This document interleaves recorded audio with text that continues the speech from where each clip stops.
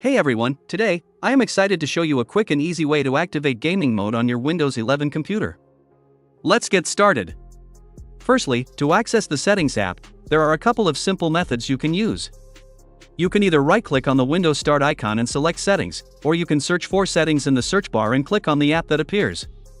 Once you are inside the Settings app, look for the section labeled Gaming on the left-hand side. Under this section, you will find an option named Games Mode. By default, this feature is turned off. If you are curious about what Games Mode does, you can click on the option to more about Game Mode. Essentially, Games Mode optimizes your PC's performance by minimizing background processes, allowing for a smoother gaming experience. To enable Games Mode, simply click on this toggle button to switch Game Mode on. And there you have it. You have successfully turned on Games Mode on your Windows 11 operating system. I hope you found this video helpful and enjoy the enhanced gaming experience on your Windows 11 PC. Thanks for watching, and see you in the next video.